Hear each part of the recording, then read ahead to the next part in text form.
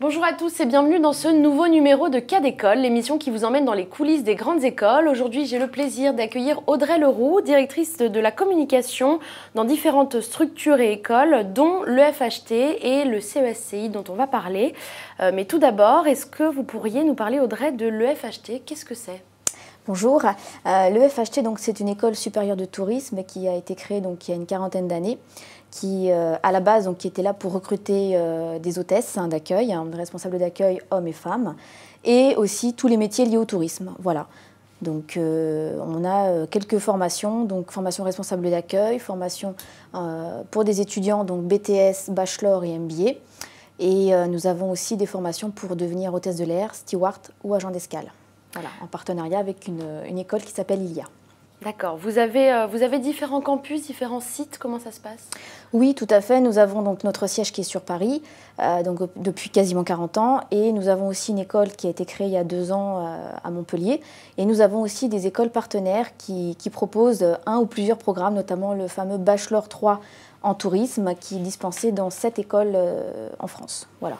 Alors, à qui s'adressent vos formations? Quel type de public est-ce que vous recherchez?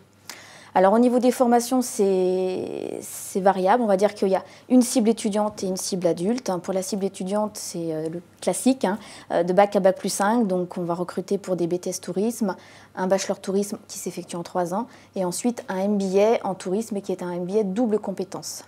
Alors pour les personnes qui cherchent à se réorienter finalement, est-ce qu'il y a un profil type?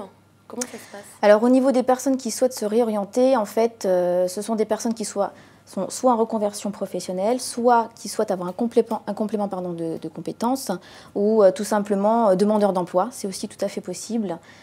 Donc on a des organismes comme le Fonds GESIF, pour lequel les professionnels font appel, et puis aussi toutes les personnes qui veulent avoir un bagage supplémentaire ou qui ont besoin de pouvoir avoir un diplôme.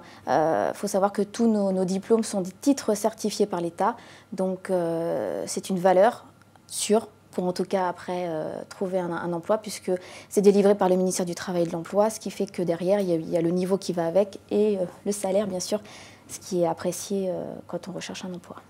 Et alors, quel niveau d'études ont vos étudiants?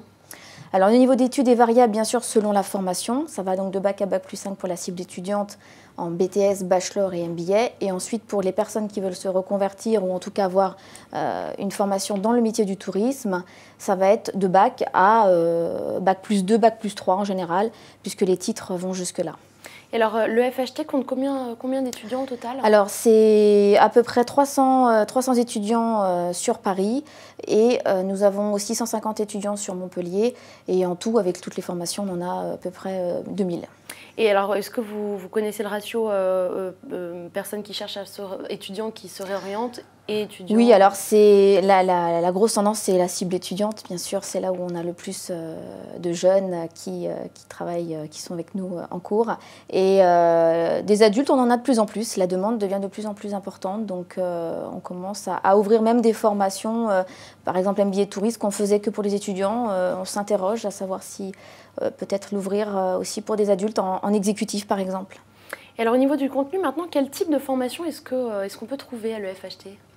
Alors, donc vous avez des formations BTS Bac plus 2, diplôme d'État, bachelor qui s'effectue en 3 ans, avec une option en tourisme blanc pour les passionnés de montagne, de sports d'hiver, et en tout cas qui veulent avoir un attrait sur tous les milieux montagnards.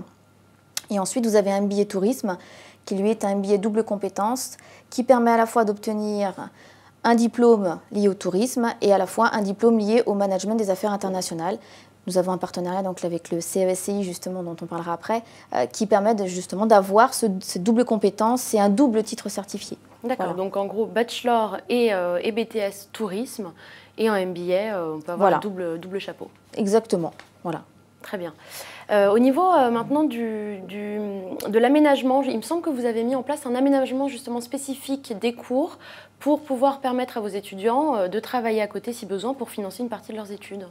Oui, l'avantage de nos cursus, de ce qu'on a mis en place, c'était à la suite de différentes conversations avec des responsables d'entreprise de nos jeunes qu'on prenait en alternance. En fait, si vous voulez, On s'est aperçu, hein, je pense que c'est le cas de nombreuses écoles, que les étudiants avaient envie de faire de l'alternance, mais surtout de trouver un moyen de financer ces études. Et le fait est, c'est qu'on a mis en place avec des entreprises un système d'alternance, mais c'est plutôt sur le modèle de rythme alterné qu'alternance. C'est la nuance, c'est-à-dire qu'un jeune peut être aussi bien sur un rythme alterné 3 jours tous les 15 jours avec une entreprise, ou alors il effectue ses cours, mais à côté, il peut trouver un job ou des activités autres, hein, par exemple des passionnés de sport aussi qui sont en compétition ou qui veulent avoir un double casquette ou en tout cas avoir ses passions liées au travail et avancer comme ça. Il y a la possibilité de pouvoir trouver vraiment une solution pour toutes les bourses. Ça, c'est l'avantage. Et vous avez des retours des étudiants sur ce rythme? Ils sont satisfaits? Les étudiants sont satisfaits, les entreprises sont satisfaites et c'est pour dire que du coup, on l'a au début testé sur la série Bachelor, Bac+3 et maintenant, on l'adopte aussi sur les MBA, donc ça marche très très bien. Et même sur la cible adulte pour les responsables d'accueil et sur toutes les formations finalement. Et alors maintenant, un mot sur les perspectives à la sortie de l'école. Est-ce qu'il y a beaucoup d'embauches à la clé pour vos étudiants? Alors oui, tout dépend bien sûr du niveau d'études. Si on arrête après un Bac+2, on n'a forcément pas le même niveau d'études, donc le même niveau de responsabilité et de poste. Mais on va dire qu'à peu près 70%, si je fais toutes les formations confondues, c'est à peu près ça au niveau du taux de transformation. Pardon. Très bien, alors on va parler maintenant du CESCI. Est-ce que vous pouvez présenter cette école? Alors le CESCI, en fait, est une école qui a 25 ans à peu près d'expérience, d'ouverture. Faut savoir que cette école, ce centre de formation était conçu initialement pour des cadres dirigeants ou des personnes qui souhaitent avoir un complément de compétences en affaires ou en achats internationaux.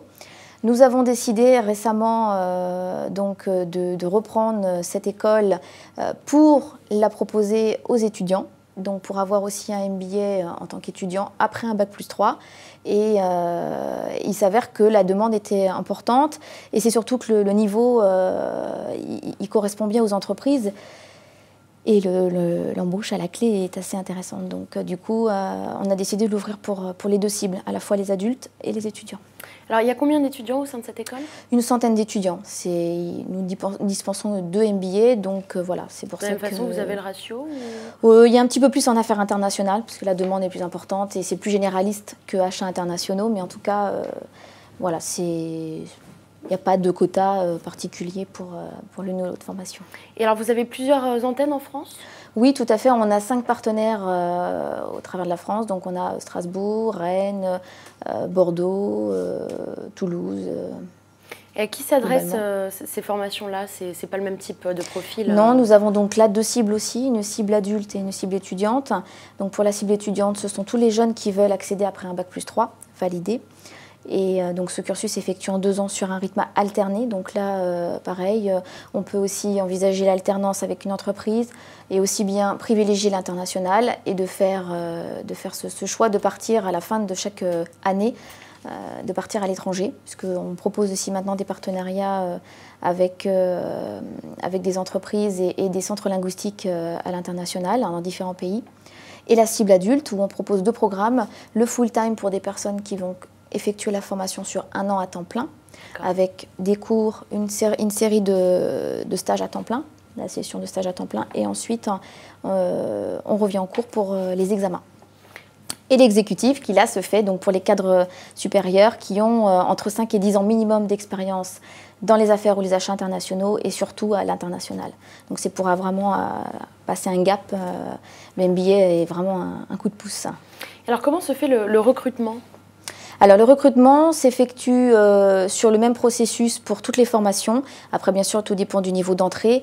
Nous avons décidé d'adopter un système qui est aussi emprunté par les cabinets de recrutement. Donc ces tests se font par ordinateur où là on a décidé qu'une société de développer des tests adaptés à notre population, que ce soit étudiante ou adulte. Une série donc d'examens écrits. Ensuite, un entretien individuel de motivation et à l'issue donc de l'étude du dossier et de toutes ces épreuves, voilà, il y a une commission qui se réunit pour accéder ou pas à la formation. Alors après, il y a aussi une étude plus pointue, on va dire, si jamais la personne passe par le Pôle emploi, par le FONGECIF, voilà, c'est un petit peu plus lourd et dense, mais bon, c'est comme ça, c'est le... Et de la même façon, quelles sont les perspectives pour, après le CESCI pour vos étudiants en termes d'embauche? En termes d'embauche, généralement, soit c'est un complément de compétences, soit une reconversion dans l'international. Donc après, généralement, il y a des postes à la clé. Hein. C'est pas fait comme ça anodinement. Souvent, on a remarqué ça. Eh bien, écoutez, ce sera le mot de la fin. Merci beaucoup, Audrey Leroux, d'avoir répondu à mes questions. On se retrouve très vite pour un nouveau numéro de Cas d'école. À très vite.